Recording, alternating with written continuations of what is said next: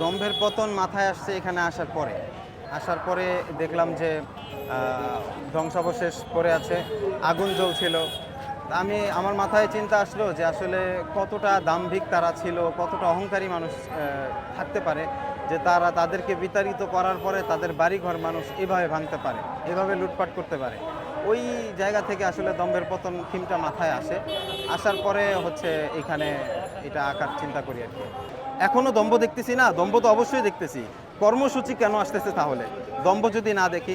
আর দম্ভের পতনটা এভাবে আসবে, একটু একটু করে আমরা নির্মূল করে দিব। ওই জায়গা থেকে আসলে ছোট্ট একটা গ্রাফিতির মতো করার চেষ্টা করলাম আর কি। তার 14 গোষ্ঠী দাম্ভিক, শুধু সে আর তার বাবা না, তার যে দল, তার যে অনুসারী, সবাই দাম্ভিক। যখন 16 বছর আমরা যেভাবে দেখছি, আমরা রাস্তাঘাটে চলতে পারতাম না, কিছু হলে কোনো দোকানদারের কাছে গেলে চাঁদা নিত।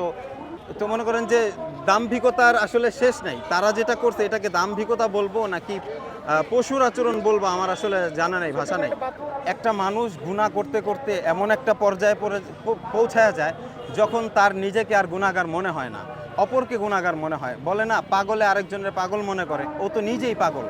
তো সে এতটা খারাপ, এতটা স্বৈরাচার, এখন তার নিজের যে দোষগুলো, এগুলো তার কাছে আর দোষ মনে হয় না, ভালো কাজগুলোই তার কাছে দোষ মনে হয়। তো সে যে কথাগুলো বলতেছে যে তার কোনো দোষ নাই, সে কি করছে না করছে, আসলে সে কি করছে সে নিজেও জানে, সে অনুধাবন করতে পারছে না। আসলে গুনাহ করতে করতে, জুলুম দাম্ভিক করতে করতে এমন একটা পর্যায়ে গেছে যে আল্লাহ তার ভিতর থেকে মনুষ্যত্ববোধ উঠায় নিছে, সে পশু হয়ে গেছে আসলে। কর্মসূচি আসলে আপনি যখন কোনো কাজ করবেন তখন সেটা কর্ম, কিন্তু যখন কোনো কর্মের ঘোষণা দিবেন তখনও সেটা কর্ম না। তারা ঘোষণা পর্যন্তই সীমাবদ্ধ, কর্মসূচি পালন তো আর করতে পারছে না, ইনশাল্লাহ পারবেও না কোনো দিনও। বাংলাদেশে ফ্যাসিজম, স্বৈরাচারী যারা আছে, তারা যদি আপনার কোনো কর্মসূচি বাস্তবায়ন করতে চায়, এটা কোনো দিনও সম্ভব না। এটা হাসিনা হোক বা বর্তমানে যারা আছে তারা হোক, তারা যদি স্বৈরাচার হয়ে যায় তারাও পারবে না। এর পরবর্তীতে যারা সরকারে আসবে তারাও যদি স্বৈরাচার হয়ে যায় তারাও পারবে না। বাংলাদেশের মানুষ সত্য চায়, ন্যায়পরায়ণ চায় এবং সুন্দরভাবে বাঁচতে চায়। সব কিছু একটা প্রসেসের মধ্যে দিয়ে যেতে হয়তো বাংলাদেশটা আসলে নতুনভাবে সাজানো হচ্ছে, গোছানো হচ্ছে। হাসিনা না, শুধু এই ফ্যাসিজমের সাথে যারাই যুক্ত আছে, আওয়ামী লীগ বলেন, যুবলীগ বলেন, কৃষক লীগ বলেন, মানে যত নামটাম দিয়ে তারা যত যা করছে, যদি কেউ কোনোভাবে তাদের কোনো কর্মসূচি বাস্তবায়নের চেষ্টা করে, বাংলাদেশের মানুষ আবার নিঃস্বার্থভাবে রাস্তায় নামবে এবং তাদেরকে সর্বোচ্চভাবে প্রোটেস্ট করার সর্বোচ্চ চেষ্টা করবে বাংলাদেশের মানুষ।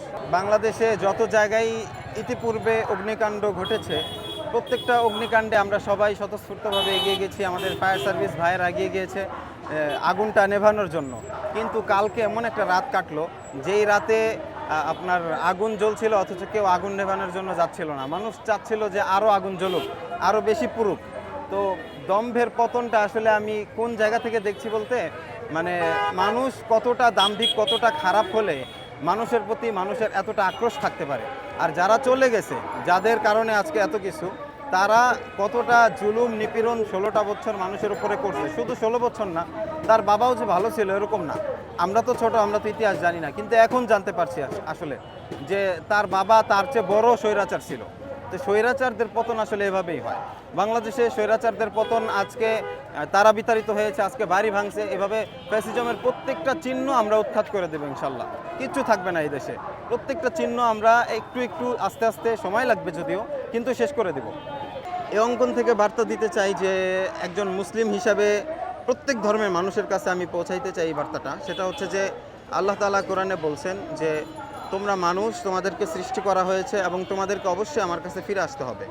যদি আমার প্রতিপালকের কাছে ফিরে যেতে হয়, সেটা যে ধর্মের মানুষই হোক, যেই বিশ্বাস করবে যে আমার প্রতিপালকের কাছে আমাকে ফিরে যেতে হবে, সে যেন দম্ভ থেকে বিরত থাকে। যদি ফিরে যেতেই হয় তাহলে তাকে তো জবাবদিহির কাঠগড়ায় দাঁড়াতে হবে।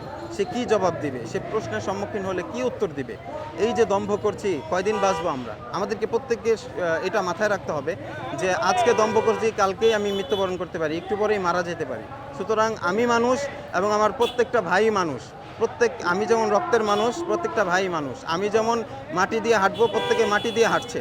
তো এই জিনিসটা চিন্তা করে মানুষের সাথে আসলে ওঠা বসা করা উচিত। নিজেকে আমি অনেক উপরে উঠে গেলাম, এটা আসলে ভাবা উচিত না।